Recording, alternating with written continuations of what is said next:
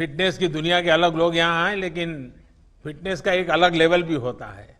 और मुझे खुशी है कि स्वामी शिव दयानंद सरस्वती जी, उन्होंने आज हमारे बीच आकर के हमें आशीर्वाद भी देने का और मार्गदर्शन करने के लिए स्वीकार किया है। आईआईटी दिल्ली से इंजीनियरिंग और एमआईटी से मास्टर करने के बाद आपने ये मार्ग चुना है। लोगों को जरूर आश्चर्य भी होता होगा, आदर का भाव भी आता होगा, और मुझे पक्का विश्वास है कि आपके संबंध में लोगों की जिज्ञासा भी बढ़ती होगी। मैं आपसे जानना चाहूंगा कि इतना बिल्कुल ही अलग बैकग्राउंड और इस प्रकार का आज का ये समर्पित जीवन, मैं समझता हूं आपकी बात को नई पीढ़ी जरूर नए तरीके से स्वीकार करेगी, और इसलिए जरूर हम सुनना चाहेंगे आपके अनुभव।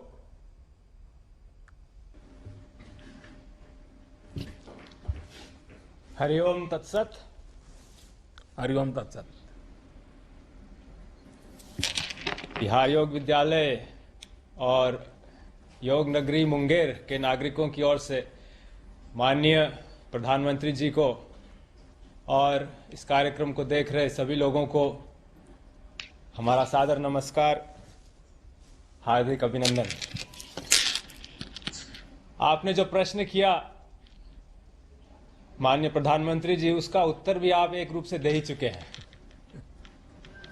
सर्वजन हिताय और सर्वजन सुखाय का जो मंत्र आपने अपने जीवन का हम लोगों के सामने रखा है, वही एक प्रेरक, वही एक प्रोत्साहक का कार्य करता है और जीवन में समर्पण का एक क्षण लाता है। अपने बारे में कुछ ज्यादा कहना तो संकोचजनक होगा। मैं यहाँ केवल अपनी गुरु परंपरा के महान विभूतियों का उल्लेख करना चाहूँगा। उनके जीवन का उल्लेख करूँगा तो मेरे जीवन की बात भी अपने आप ही स्पष्ट हो जाएगी। हमारी गुरु परंपरा प्रारंभ होती है ऋषिकेश के स्वामी शिवानंद जी महाराज से। आप में से कई लोग जानते होंगे, वो मेडिकल डॉक्टर थे, उच्चतम डिग्रियां प्राप्त थी उनको, FRCS की उच्च डिग्री प्राप्त की थी उस जमाने में, और उस समय वो मलाया में काम करते थे और बहुत यश था, नाम था, धन था। लेकिन एक क्षण आया उनके जीवन में जब इस सर्वजन हिताय सर्वजन सुखाय की भावना से प्रेरित होकर मलाया से हिमालय आ गए, दिव्य जीवन संघ की स्थापना की। हमारे परम गुरु जो उनके शिष्य हुए स्वामी सत्यानंद सरस्वती जी, जिन्होंने बिहार योग विद्यालय की स्थापना की थी, वो अल्मोड़ा के रहने वाले थे, कुमाऊं के एक संपन्न जमींदार के पुत्र थे। सैकड़ों एकड़ जमीन थी। 19 बरस की आयु में सब छोड़ के अपने गुरु चरणों में आए और संन्यास्त होकर अपने गुरु आदेश का पालन करते हुए उन्होंने बिहार योग विद्यालय की स्थापना की। उनका गुरु आदेश यही था कि योग को नगर नगर डगर डगर फैलाना है, योग को प्रतिष्ठित करना है, और यही काम स्वामी सत्यानंद जी ने किया। और अंत में हम अपने गुरुदेव स्वामी निरंजनानंद जी की बात करना चाहेंगे। 4 वर्ष की आयु में वो अपने गुरु के पास रहने के लिए आ गए। 4 वर्ष की आयु, जिस समय बच्चे खिलौनों से खेल रहे होते हैं, उन्होंने सब कुछ छोड़ के अपना जीवन समर्पित किया अपने गुरु के काम के लिए, गुरु के मिशन के लिए। ऐसी महान हस्तियों के सामने तो हम किस खेत की मूली हैं। इतना ही कहेंगे कि उन्हीं की प्रेरणा, उन्हीं की शिक्षा को अपने सामने रखते हुए उनके पद चिन्हों पर चलने का एक छोटा सा प्रयास है। योग के माध्यम से जनमानस में हम जितना उत्थान ला सकें, जितनी एक सजगता ला सकें, जिससे लोग अपने जीवन को उत्तम, श्रेष्ठ, योगमय और सुंदर बना सकें, यही एक भाव है जो हमें प्रेरित करता है। स्वामी जी, आपने पुरातन शास्त्र, परंपरा और आधुनिक विज्ञान, आप टेक्नोलॉजी से जुड़े इंसान हैं, बड़ा अद्भुत संयोग किया है। आपने आश्रम का एनवायरनमेंट और उसको एकदम से इंस्टीट्यूशनल लर्निंग, यानी एक अद्भुत कॉम्बिनेशन आपने आधुनिक भारत के लिए दिया है। मैं जरूर समझना चाहूंगा कि इतना बढ़िया कॉम्बिनेशन जो आने वाले दिनों में लोगों का ध्यान जरूर उस पर जाएगा, इसके पीछे की थोड़ी कल्पना मैं सुनना चाहूंगा। इसके पीछे की जो विचारधारा है, जो हमको प्रेरित करती है, वो हमारे सभ्यता और संस्कृति की प्राचीन गुरुकुल पद्धति है। गुरुकुल में छोटी उम्र से ही बच्चे आके रहते थे, वहीं गुरु के साथ रहते थे, तो पूरा एक आवासीय माहौल बनता था जिसमें न केवल बौद्धिक शिक्षा प्राप्त होती थी, मुख्य चीज थी कि वो अनुभवात्मक रहती थी। जो चीजें केवल सिद्धांत के तौर पे कही जाती थी, अब वो जीवन में उतरने का एक मौका मिलता था।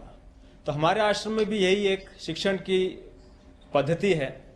हमारे आश्रम में जितने भी सत्र चलते हैं योग प्रशिक्षण के, वो पूर्णतः आवासीय होते हैं, क्योंकि हमारा मानना है कि योग मात्र एक अभ्यास नहीं है, वो एक जीवन शैली है, जीवन जीने की विधा है। और उसको केवल लेक्चर से या सिद्धांतों को सुनकर समझकर पूरी तरह आत्मसात कर पाना संभव नहीं, उसको जीना पड़ता है। और आश्रम वो एक माहौल, एक वातावरण उपलब्ध कराता है कि हम योग के इन सिद्धांतों को अपने जीवन में उतार सकें। तो वो जो अनुभवात्मक प्रशिक्षण है, वो हमने खुद अपने जीवन में देखा है। और अपने जो जितने भी विद्यार्थी आते हैं, शुरू में भले ही उनको थोड़ा सा अजीब लगता हो, क्योंकि सब काम स्वयं करते हैं, आश्रम में कहीं कोई सेवक नौकर नहीं, एक स्वावलंबन की भावना आती है। हम देखते हैं लड़के लड़कियां आते हैं, कभी अपना कपड़ा साफ नहीं किया, कभी बर्तन साफ नहीं किए, आश्रम में आके हर चीज स्वयं करनी पड़ती है। शुरू में अजीब लगता है, लेकिन जिस समय वो जाते हैं, कह के जाते हैं कि इस अनुभव ने हमारे जीवन में एक बहुत बड़ा सकारात्मक परिवर्तन लाया है। तो ये हमारे प्रशिक्षण की विशेषता है। स्वामी जी, जो बात सबसे इंटरेस्टिंग लगती है वो है आज के समय के हिसाब से योग को ढालना। जिस तरह से समय बदला है, लोगों की लाइफस्टाइल बदली है, आपने योग को उन जीवन शैली के साथ बहुत बहुत कुशलता से उसको फिट किया है। यानी जो आजकल के जो कॉमन प्रॉब्लम है, वो लोग कहते हैं टाइम नहीं है, दिखना नहीं, फलाना है, नहीं है, लेकिन उसमें भी आपने कुछ ना कुछ रास्ता खोजा है। अगर वो भी थोड़ा देशवासियों को आप गाइड करेंगे। बहुत अच्छा प्रश्न किया है आपने माननीय प्रधानमंत्री जी, क्योंकि जब योग सीखने और करने की बात आती है, लोगों की यही प्राय शिकायत रहती है, समय नहीं है। आसन प्राणायाम करना है, हमको 1 घंटे का समय लगेगा, इतना समय हम अपनी व्यस्त दिनचर्या में से नहीं निकाल सकते।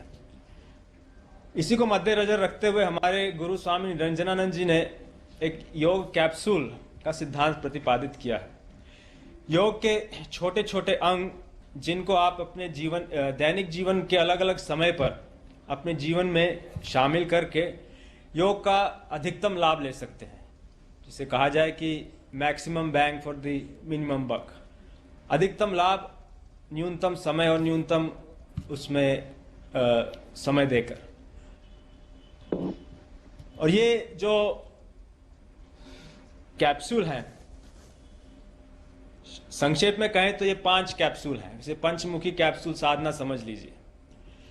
इसका पहला कंपोनेंट है मंत्र, दूसरा आसन, तीसरा प्राणायाम, चौथा शिथिलीकरण या रिलैक्सेशन, 5वां ध्यान। क्योंकि ये हम लोगों का मानना है कि फिटनेस केवल शारीरिक नहीं है, वो एक उसका आवश्यक अंग है, लेकिन योग में हम फिटनेस को एक समग्र रूप से देखते हैं। हम केवल शरीर नहीं, हम भावनाएं हैं, बुद्धि है, हमारे विचार हैं, व्यवहार है, आचरण है, आदतें हैं, सजगता है, समझ है, इन सबको विकसित कर पाना, इन सबको संतुलित और इनके बीच सामंजस्य लाना, इनको एक सुंदर रूप देना, ये योग का लक्ष्य है। तो यदि इसको इस तरीके से किया जाए मंत्रों की साधना का समय भी एक निर्धारित है। वो समय है कि सवेरे जगते ही, जिस समय आपने बिस्तर भी नहीं त्यागा हो, क्योंकि उस समय आपका अवचेतन मन सक्रिय है, सबकॉन्शियस माइंड। उस समय किया गया मंत्र आपके व्यक्तित्व के गहन आयाम में पहुंचता है और आपके दिन भर की गतिविधियों को सकारात्मक रूप से प्रभावित करता है। कई लोग धर्मों को मंत्र को धर्मों से जोड़ देते हैं। ये हम समझते हैं मंत्र के गहन और प्राचीन विज्ञान के साथ बहुत बड़ा अन्याय है। मंत्र तो ध्वनि का विज्ञान है, धर्म तो बहुत बाद में आए। और इन मंत्रों का प्रयोग करके, और सरल से मंत्र जो हमारी संस्कृति में शुरू से चलते आए हैं, महामृत्युंजय मंत्र है, गायत्री मंत्र है, दुर्गा जी के 32 नाम हैं, सरल से मंत्र जिनको यदि आप सवेरे एक प्रथम कैप्सूल के रूप में अपनी दिनचर्या का अंग बनाए तो आप पाएंगे कि एक आश्चर्यजनक परिवर्तन आया है आपके मानसिकता में, आपके भावनात्मक प्रतिक्रियाओं में, आपके आध्यात्मिक विकास में। स्वामी जी, आपका ये कैप्सूल का पंचामृत आपने कैप्सूल की तरह ही आज परोसा है और मुझे विश्वास है कि आपका ये कैप्सूल का पंचामृत सबके भलाई में काम आएगा। लेकिन आपने समय दिया, आशीर्वाद दिए, मैं आपका आभारी हूँ।